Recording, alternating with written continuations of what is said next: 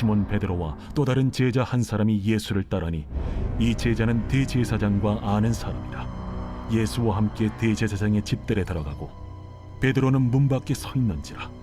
대제사장을 아는 그 다른 제자가 나가서 문 지키는 여자에게 말하여 베드로를 데리고 들어오니 문 지키는 여종이 베드로에게 너도 이 사람의 제자 중 하나가 아니냐? 나는 아니라. 그때가 추운 고로 종과 아랫 사람들이 불을 피우고 서서 쬐니 베드로도 함께 서서 쬐더라. 시몬 베드로가 서서 불을 쬐더니 사람들이 묻되 너도 그 제자 중 하나가 아니냐? 베드로가 부인하여 이르되 나는 아니라. 대제사장의 종 하나는 베드로에게 귀를 잘린 사람의 친척이라 이르되 네가 그 사람과 함께 동산에 있는 것을 내가 보지 아니하였느냐? 이에 베드로가 또 부인하니 곧 갈기 울더라. 오늘 본문의 내용을 살펴볼게요. 대제사장이 예수님께 그분의 제자들과 교훈에 대해서 신문을 합니다. 그러자 예수님은 드러내놓고 회당과 성전에서 항상 가르쳤으니 들은 자에게 물으라고 하십니다. 또 대제사장 집들에서 불을 쬐던 베드로가 예수님의 제자가 아니냐는 사람들의 질문에 예수님을 3번 부인하자 곧 닭이 울었다라는 내용이 오늘 본문의 내용입니다. 자, 오늘은 베드로의 실패에 대해서 좀 살펴보도록 하겠습니다. 우리가 다 아는 베드로가 누굽니까? 베드로를 이렇게 보면요, 3번 부인했던 사람 뭐 이렇게 표현하겠지만 성경을 자세히 보면 누구보다도 예수님을 사랑했던 제자 중에 한 명이었어요. 앞에 보면 요한복음 13장 37절에 보면 베드로가 예수님에 대해서 이렇게 고백해요. 베드로가 이르되 주여 내가 지금은 어디까지 따라갈 수 없나이까? 주를 위하여 내 목숨을 버리겠나이다. 이렇게까지 고백을 해요. 우리가 그 사람의 일생을 다 아니까 이때 이런 고백했고 뒤에 가니까 다른 고백했네. 그리고 그런 행동을 했으니까 이 앞에 게 좀 문제가 있는 거 아닌가 이렇게 우리가 생각을 할 수 있거든요. 그런데 사실은 우리 인생도 내일 일을 아무도 모르잖아요. 그런데 오늘 내가 고백한 것 이것은 가짜일 수도 있겠지만 또 다른 표현으로는 진짜일 수 있다는 거죠. 내가 지금 베드로가 이때 예수님에 대해서 어떻게 고백하냐? 내가 목숨까지도 버리면서 주님 따라가겠습니다. 이렇게 고백했던 사람이 베드로예요.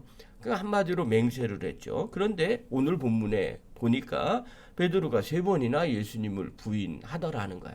원래 그런 사람이야. 그러면요, 잡혀갔을 때 다 다른 제자는 도망쳤거든요. 그러면 최소한 어떻게 해야 되겠어요? 같이 도망을 가거나. 그런데 베드로는 끝까지 따라가요. 그 정도만 생각을 해도 마음에 주님을 사랑하는 마음이 어느 정도인지 짐작을 할 수 있는 거예요. 그럼에도 불구하고 베드로가 대제사장 집들에서 예수님을 모른다고 했다는 거예요. 그럼 왜 예수님을 모른다고 했을까? 그러니까 베드로가 예수님을 부인한 이유를 알려면요, 그 당시 상황을 조금 생각해 볼 필요가 있어요. 지금 베드로가 부인한 장소가 어디냐면 대제사장 집의 뜰이었어요. 18장 16절부터 17절의 내용들을 보면 이렇게 설명해요. 베드로가 문 밖에 서 있는지라 대제사장의 여종이 베드로에게 말하되 너도 이 사람의 제자 중 하나가 아니냐 하니 그가 말하되 나는 아니라 이렇게 말해요. 그러니까 유대 사회에서 대제사장의 집은 어떤 집이냐? 아주 권력의 중심지였어요. 예수님은요 그곳에서 지금 재판을 받고 있어요. 그리고 그곳에 모인 사람들은 어떤 사람이냐면 다 예수님을 죽이려고 했던 사람들만 그곳에 모여 있는 곳이에요. 그러니까 어찌 보면 그곳에서는 예수님 편은 예수님과 베드로밖에는 없는 거예요. 그런데 예수님은 잡혀 죽게 되었어요. 그리고 엄청나게 많은 다수의 사람들은 예수님에 대해서 적개심을 품거나 예수님의 반대편에 서 있던 사람들이었어요. 자, 그러면 상상을 한번 해보시기 바랍니다. 만약에 내가 베드로라면, 내 주변에 있는 사람들이 다 그런 사람이라면, 또 장소도 그렇게 예수님을 죽이려고 하는 대제사장, 권력의 정점에 있는 그곳에서 내가 서 있다면 내가 어떤 반응을 해야 될까요?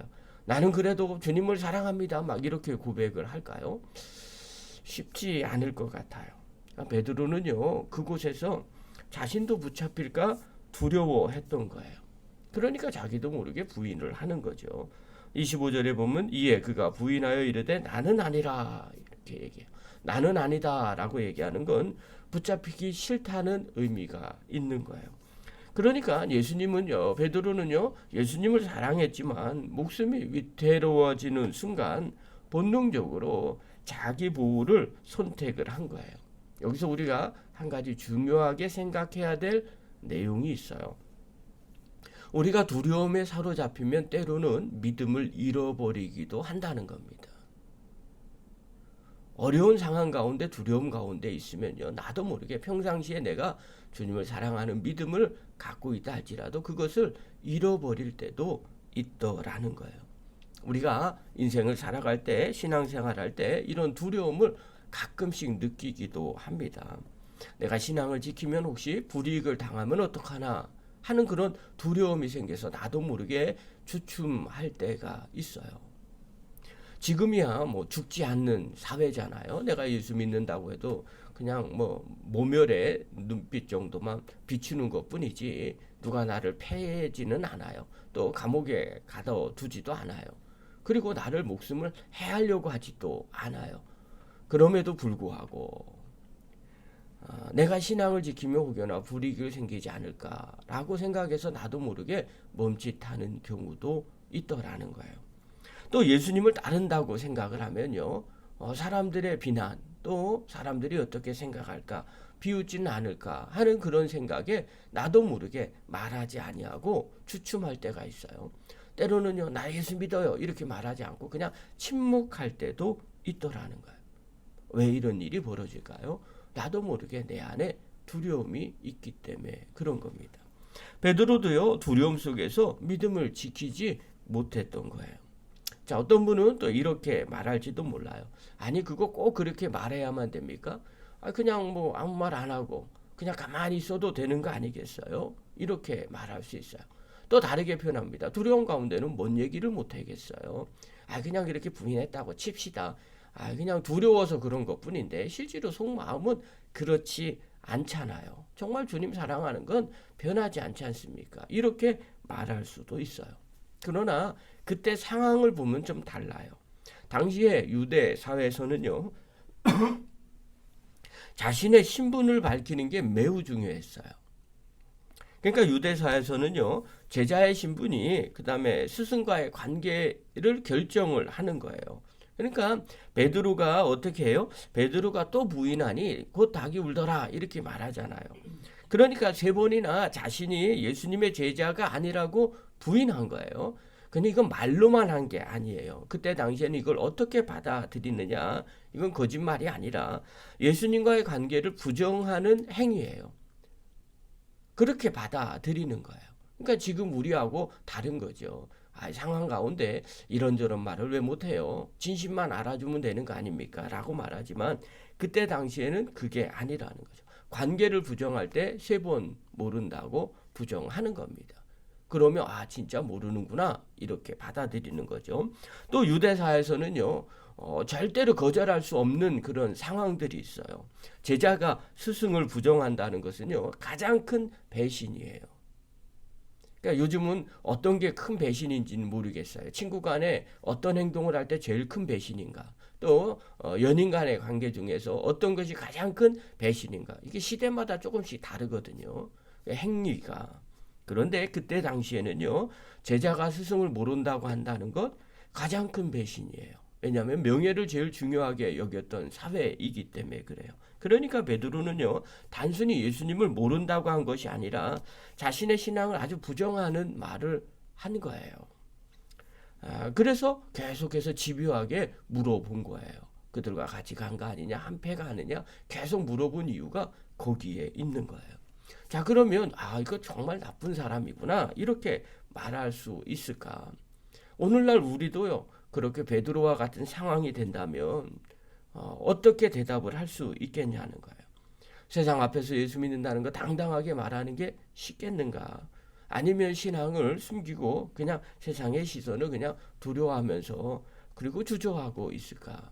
우리가 고민해 볼 필요가 있죠. 예수 믿는다고 하면서 요즘 시대에 당당하게 얘기하는 사람 얼마나 될까? 또 두려움 때문에 제대로 말하지 못하고 있진 않을까? 성경은 분명하게 예수님은 제자들에게 이렇게 가르쳐줘요. 마태복음 10장에 보면요, 사람 앞에서 나를 부인하면 나도 하나님 앞에서 그를 부인하리라. 꼭 마치 베드로에게 했던 말과 같아요. 너 내 사람 앞에서 나 부인해? 그럼 나도 하나님 앞에서도 부인할 거야. 오늘 우리에게도 마찬가지죠. 우리가 두려움에 떨어서 내가 예수 믿는다고 당당하게 말하지 못한다면 우리 주님은 어떤 마음으로 보실까? 그래, 다 그런 거야. 네 속마음 내가 알고 있어. 이렇게 말하실까요? 아니면 씁쓸하게 쳐다볼까요? 베드로는요, 순간적으로 두려움에 예수님을 부인했지만 우리도 신앙을 지키기 어려운 그런 순간이 있을 수 있다는 거예요. 그때 베드로도 그랬는데 뭐 우리도 마음만 아시는 주님이 이해해 주실 거야 라고 생각하면 안 된다는 거예요. 그럴 때 우리가 용기를 가지셔야 됩니다. 예수님 선택하는 용기를 가져야 믿음을 잃어버리지 않게 되더라는 거예요. 사랑하는 성도 여러분, 신앙을 지키는 것 어렵습니다. 그럼에도 불구하고 우리 안에 담대함을 가지셔야 돼요. 두려우면 믿음이 흔들리게 됩니다. 그러나 담대하면요, 믿음이 흔들리지 않게 됩니다. 사랑하는 성도 여러분, 어떤 선택 앞에 놓여 있었을 때 우리가 어떤 선택을 하느냐가 정말 중요합니다. 베드로는요, 예수님을 부인하는 선택을 합니다. 그게 베드로의 실패였어요. 그러나 용기를 가졌다면 두려움을 몰아내고 주님을 선택할 수가 있었다는 거죠. 우리가 뒤돌아보시고 우리가 세상 앞에서 신앙을 숨기는 자가 되는가 아니면 예수님을 선택하는가 오늘 고민하시기를 바랍니다. 오늘 이 말씀의 결론 한 문장이에요. 우리는 넘어질 수 있습니다. 그러나 예수님은 우리에게 용기를 주시고 다시 일으켜 주시는 분이십니다. 힘들고 어려워도요, 용기를 가지시고 믿음을 선택하는 하나님의 거룩한 종들 되기를 간절히 축원합니다.